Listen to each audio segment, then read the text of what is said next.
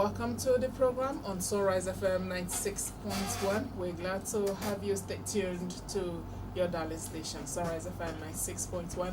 And this is a stitching time. The time is a stitching time, so you are welcome to the program. My name is Precious Chukwekezie, and today on the program we will be talking about Nigeria's democratic journey with hunger. Nigeria's democratic journey with hunger. This is a thought-provoking issue because as Nigeria celebrates 25 years of uninterrupted democratic governance, there is a stark reality that is staring everybody in the face, and that is pervasive issue of hunger. There is hunger in the land. Let's talk about the promises, a few promises of democracy. Democracy promises to include all citizens in decision making. It promises to promote accountability by holding elected officials and institutions responsible for their actions and decisions. Democracy also promises to uphold fundamental human rights, including the right to adequate food and nutrition. What are we talking about? Adequate food and nutrition. These are some of the things that democracy promises its citizens. But are we having that here in Nigeria? We've been practicing democracy since 1999 till this point. Can we say that yes, we have something to celebrate? Can a man in the street, a hungry man in the street, celebrate? 25 years is a very long time. 25 years. A child that was born 25 years ago, you can imagine how grown the child would have been by now. So at this point, we should not be talking about something like hunger as an issue in a country that has practiced democracy for a good 25 years. So what is the problem? What is the problem? What is happening with our leaders? What is happening with the citizens? I think we are not taking enough action. The leaders are not doing what they're supposed to do. And the citizens as well are not doing what they're supposed to do. Because when these citizens rise up to take action on their own, when we begin to take actions by holding the elected officials accountable, I think they will sit up. Oh, it's like we're pampering them too much. We're pampering them too much. They say a stitch in time saves 9. This is something that we should have done like 25 years ago. The best time to do that, the next best time to do that is now. So this is the right time to take action about this issue that is bedeviling this country, especially as it regards poverty. There's hunger in the land. The poor people are getting poorer every day, and nothing is being done about it. This issue is something that is touching every nook and cranny of this country. It's touching everybody. And to discuss this issue, I have with me in the studio Dr. Chikezie Obasi. He is a public health expert and secretary, Guild of Public Affairs Analysts of Nigeria, Enugu branch. Doc, we're glad to welcome you. Thank you. Good evening. Okay, Doc, we are celebrating. I don't know if you're also celebrating. It depends on what you're celebrating. We are 25 years Okay. in democratic governance. Uninterrupted. Uninterrupted. So, ordinarily, we should have something big to celebrate. So, can you provide an overview of how Nigeria's democracy has evolved over the past 25 years, particularly in addressing social issues like hunger? Honestly speaking, if we really begin to look at how Nigeria has evolved in the last 25 years, I mean from 1999 to today, it calls for sober reflection because it's a journey of people who actually came up with hope, It's a journey of people who came up with striving to be out of poverty. It's a journey of people who had it all better. Blossoming, bringing hope onto Nigerians, and then suddenly we began to see Nigeria, dovetail. From 1999 to 2010, 2013, we saw a country that was, working or trying to work. We saw leaders who were thinking of future. I'll give you a typical example. By 1999, when we came in, we had $19 billion, as debt. And we saw the government, striving so hard, to write off those debts with promising things. We saw government began actions. We saw the likes of Okonjo-Iweala, Obieze Kwesili introducing beautiful policies. We saw the system trying to work. By 2008, 2009, we saw Nigeria actually not understanding that the world went into recession because we saved some money, that we used during the bad days. The money we got in excess crude, the previous government didn't squander it, and we saw the government, Nigerians were almost immune, to world crisis. We saw a country that was so oil rich like Venezuela, went down drain and has now returned, recovered since then. And then we said, okay, fine, we got a good president, Bolaji, may his soul rest in peace. Musa Yar'Adua, was there. He organized some teams, and by the time he left governance in 2010, courtesy of death, it happened that we saw a group of people who I would call political bandits, kidnap Nigeria.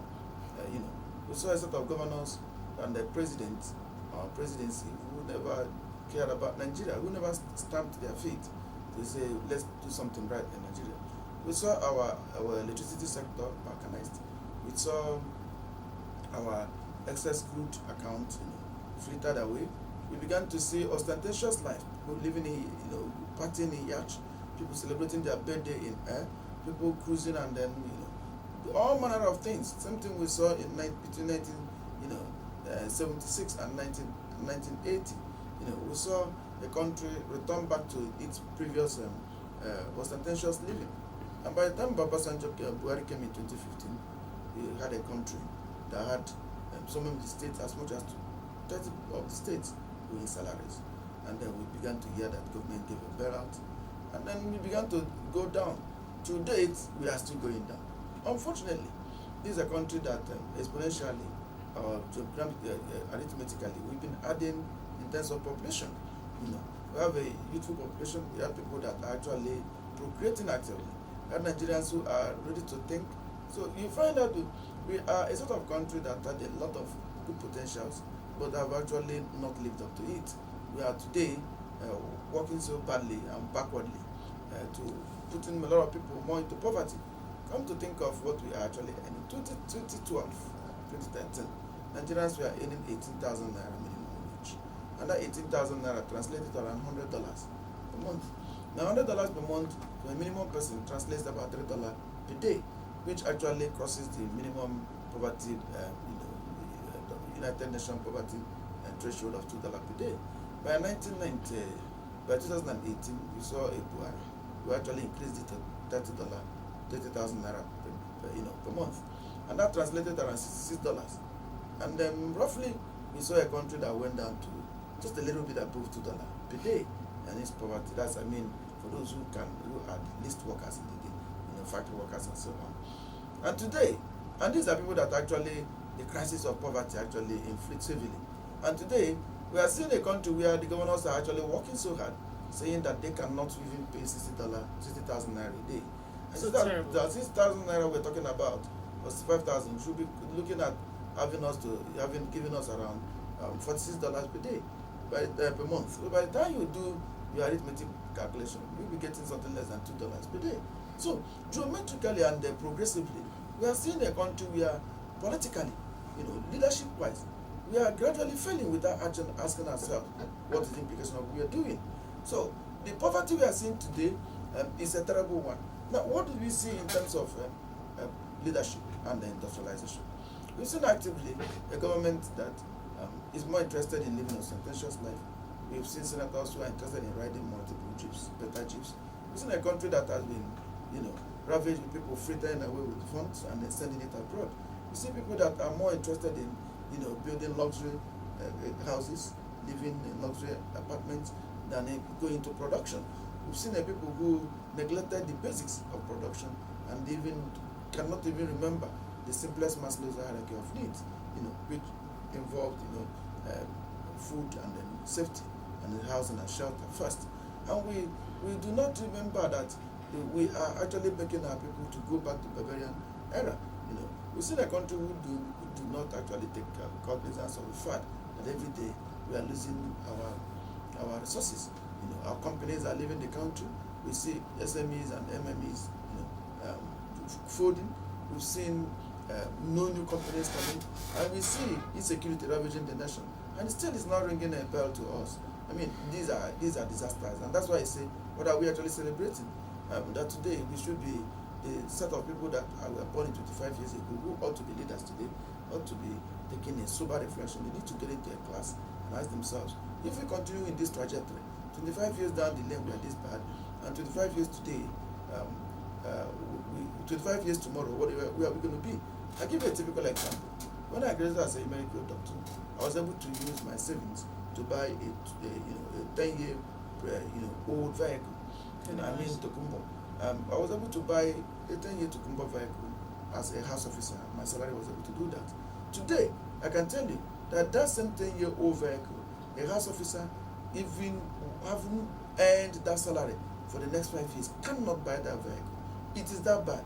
So, for our people, we say, what happens? For those of them that are at that level, they cannot afford to buy vehicles of 10 years old. What happens to the downtrodden? We are seeing a country where everything is skyrocketing. Many of us, even so-called mini elites, cannot afford to buy a tuber of yam, without actually measuring it and then measuring it to mark out the days you eat those yams. So it's becoming difficult. It's becoming terrible. The only pain I have is that it seems our leaders are not actually having critical analysts asking them, where are we heading to? For me, this 25 years of sober reflection, 25 years where people should be able to be happy that they have opportunity of thinking how to project the country to the next generation. It's the 25 years of people crying for what our leaders have done and what we have done because we elected these leaders. It's the 25 years of, I would say, economic backwardness and all continuous lies and poor the transfer of knowledge about governance to the younger generation. Oh wow, thank you so much. From what you said, from your analysis from 1999 to date, it means that at that time, before now, there was a time that people really enjoyed democratic governance. Yes, I can tell you that for anybody who knew between 1999 and 2008, it was a field with hope. For some of us, we saw activities going around us. We saw hope field, hope rising. For example, we saw Nigeria got into digital world. We saw Nigeria's GSM coming to Nigeria. We saw a lot of things. We saw government bringing more policies. We had believed that yes, the government didn't do the best or the best we had expected. We had expected that by now, government would have diversified the economy into different areas. For example, how do we begin to understand today that an average civil servant cannot buy gari, cannot buy beans, cannot buy rice, not even talk about yam? It's ridiculous, but that's what we are saying. I would have expected that by today, having projected that we are going to have this number, like from us, some of us, by 2050, Nigeria should be talking about having up to 300 million Nigerians. A sound set of leaders should be able to sit down and say, how do we feed these 300 million Nigerians? Where we are not even we have lost even our subsistence farming. If you go back to the rural areas today, a lot of bushes are there, people are no longer farming. We have lost the basics of our leadership. Governance is no longer closer to the leaders. Children do not understand what leadership is all about. So how do we move on? We are a country cannot even understand the basics of Maslow's hierarchy of need, which number one, the basic is just food, shelter. Today, Nigerians cannot say that the average Nigerian could go and then eat. All I mentioned are starch, and we cannot afford, to buy starchy food. Something that we could have actually used 2 farming seasons, to rapidly fill the country. So it's a difficult one, it's a ridiculous one, and minus a few individuals who I could actually give thumbs up. It's not the good news economically for us. Really, it is not. Recently, I was watching one of our national televisions, and the presenter was asking a lawmaker, there is hunger in the land, and the federal government is buying cars or vehicles worth over 100 million naira for each lawmaker. 140 million. 140 million, thank you. And asking this lawmaker, do you think this should be done at this particular point in time when there are so many people out there who go to bed on an empty stomach? And this lawmaker, I was expecting him to say something reasonable. He was talking about, okay, that him in particular, before he got into before he was given the position, he has cars worth much more than the one that was given to him. That is worth more than 140 million. And at the same time, he was saying, okay, are Nigerians expecting them to trek to where they were supposed to? Then the presenter was telling him, okay, is it not possible that cars or vehicles worth lesser than what was bought for you guys to be bought? And he could not even give a reasonable explanation for them receiving vehicles, SUVs, worth 140 million. You can imagine a thing like that. I will be kind and polite not to mention the senator's name, but I can tell you that if he was from my senatorial zone, I will lead a demonstration and ask people to recall him. It was a disgrace. A very big It one. was an embarrassment. If you watched that interview, there was no leadership, there was no compassion, there was no understanding of what we are passing through. You know, a son leader would have simply said that we don't understand with Nigerians, you know, and apologize that Nigerians may feel so bad about buying that vehicle that they must actually think of better ways of handling that. But for we going on, and then I remember the interviewer actually asked him a very simple question. He said, we had GAG, we had NOD, we have our innocent. Why did you go outside of the shores of the country in a scarce dollar to purchase those vehicles? And he was busy trying to justify what is not justifiable.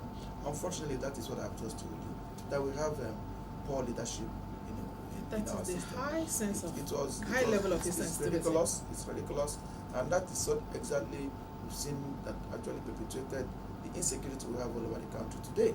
You know, you have insecurity everywhere because leaders are terrible. Leaders do not understand how to speak to people with compassion. Leaders do not understand how to. They lack the emotional intelligence, you know, of talking to people, and they don't understand what it means that is working through with the Nigerians. I mean, nobody says you have to trek, but people are. The man was simply as telling you, look, can we begin to prune down? For me, I give a reasonable extent. I give the government of Enugu State, you know, some kudos, you know, for decided to bringing down the vehicles they bought for our people. I believe that the next set of vehicles should be bought from Innocent here. That would be better, so that we can begin to see how we're patronizing our own. I mean, we must grow this economy. 200 million Nigerians is a time bomb. Now, by the time we end this year with this level of poverty and hunger you are seeing, we would have been having over 100 million Nigerians that will be going to bed without food. And that's a disaster. It's a recipe for anarchy. And I believe that we need to get our leaders think rightly. We get our leaders to think rationally. We need to get our leaders to begin to see the dangers ahead. It's not about you are staying probably in a beautiful mansion with all security and SUV. When the chips are down, just like we saw during NSAT, we discover that those security operatives will not be in help. We don't pray to get to that level. But our leaders are pushing Nigerians every day towards getting to that terrible, abysmal level. We saw the Kenyans the other day, which were not praying to get to that level. Went down the street demonstrating against, Ruto. And who is Ruto? Just the man that was elected the other day. And they are no longer interested in what he's saying. Because people are hungry, and they elected you not to make them hungry. They elected you to quench their hunger. They elected you to give them job. They elected you to provide security for them. They elected you to give them at least hope. They elected you to give them, to show them the light that their children, the children that are bringing offspring that will represent the society, It's good. They represented you to give them a prestige, a pride, that when they mention that they are a citizen of that country, they will raise their head so high, even if all is not the best. If you call an American, are you an American? You'll be proud to tell you I can die for America, even if he is not, living the best luxury apartment in the world. But can you tell a Nigerian that you want to die for Nigeria? It becomes difficult. So our leaders are not thinking deep to understand that. I mean, the best legacy you can leave for a country is to leave a legacy where the countrymen have hope, they are proud of their country. The countrymen have a future. The future is not bleak. The countrymen shouldn't go to bed praying that their leader should die, but should go to bed to say, God bless our leader. God may thy king live O long. That is what we should be having. But, I mean, they are not seeing those legacies. They are only seeing monetary aspect of it. They are only seeing buying luxury SUV cars, building structures. Unfortunately, that's the bane of leadership in Africa, where we do not understand really that those things are ephemeral, that those things don't last, that those things actually do not mark the whole of good leadership. That what thrives and what stays long is the name you've carved out for yourself. When we talk about Winston Churchill, talk about Abraham Lincoln, talk about the Awolowos, nobody remembers the mansions or edifices they had.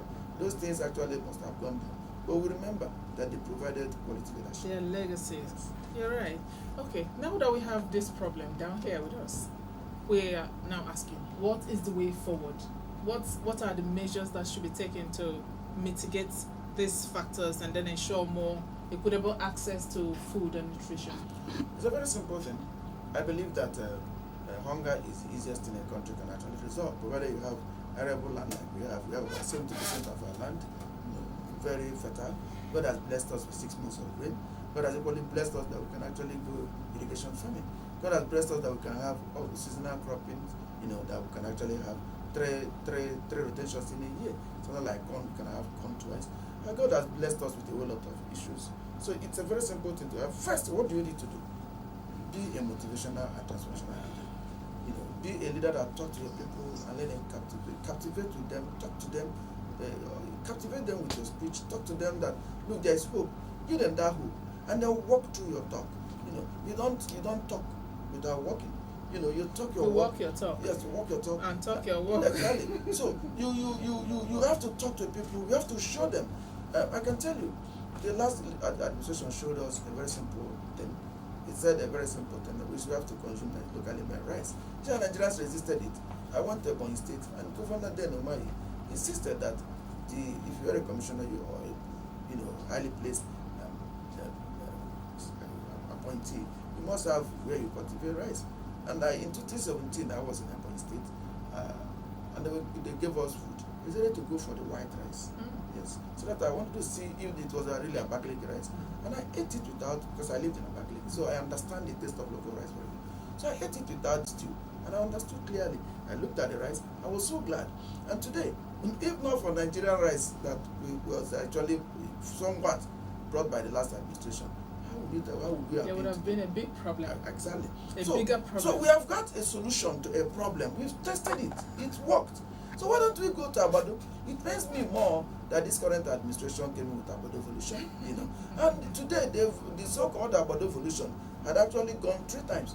If you look at roasted corn today, they sell 300 naira, 350, 400 naira. There were corns that were sold for 100 naira a year ago, and it is ridiculous. And these corns have only, a cultivating time of just 3 months at most cases. So I wonder why government have not actually brought it, seriously, to talk people to go back to agriculture. Secondly, is the issue of local government, leadership. It's ridiculous, and I continue to maintain that. Until we have leaders at local government area who live in the local government area, we cannot have the issue of insecurity resolved in the country. Leaders must not create ungoverned spaces. There must be governed spaces. The security of the community must be in the hands of the community. Cultivated, governed by the PGs, and easily answerable to local government chairman.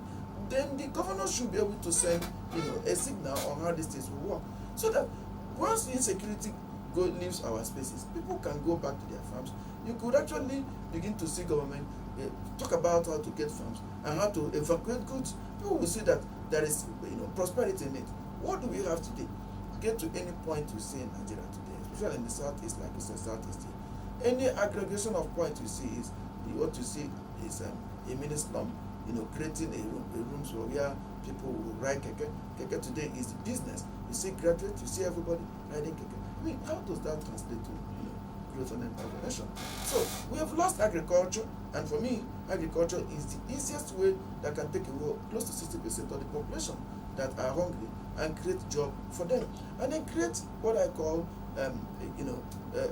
jobs, ancillary jobs that come with it, and even exporting goods. Today we are seeing countries asking that they needed export. We see Saudi Arabia, we've seen countries actually asking that they need food export. So convert what we have into the potential youth we have into an active machine that will work. And then you do that. And for me, this is less than 1 year you could actually achieve that. And you reduce drastically what we have, rather than depending on oil that does not create employment, rather than depending on people coming to do white collar job. We can actually do that and then begin to add value to those foods.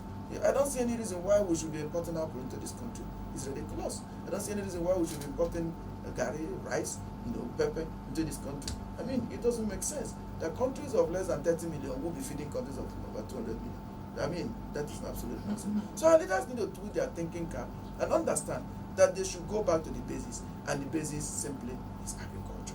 Beyond agriculture, good thing we have got a Nigerian that went into petrochemical industry. Let's get people that will get into our steel industry. And in less than 10 years from now, we kick this time the wheel running. Our population is a potential, it's a huge economic potential that if we activate it well, I mean, no country in this world, except like the Indias and China, will say our back. And that's the way I look at it. It's a simpler thing to do if only our leaders would understand what the job is that they need to do. Oh wow, that is a very insightful one. Thank you very much, Doug. Thank you very much. We really appreciate you today. Thank you. As always. Thank you very much. So, our guest today has been Dr. Chikezie Obasi. He is a public health expert and Secretary Guild of Public Affairs Analysts of Nigeria, Enugu branch. Thank you once again. Thank you.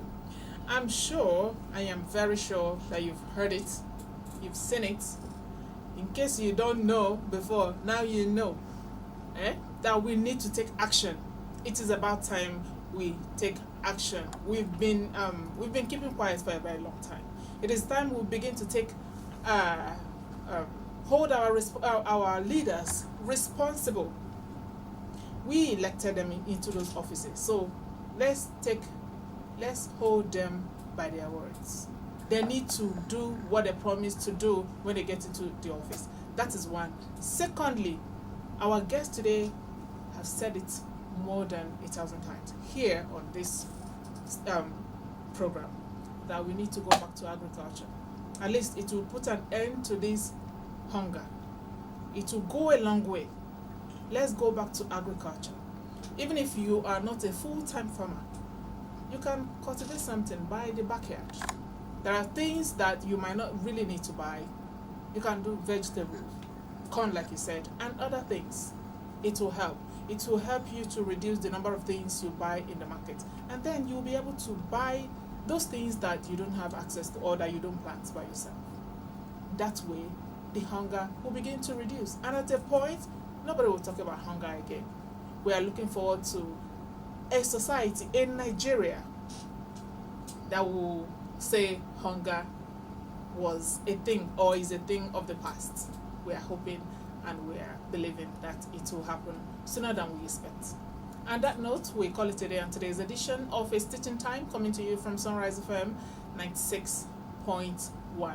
Please take action today. My name is Precious Chikezie. Don't forget that the life of every Nigerian is precious. So let's protect it. Thank you.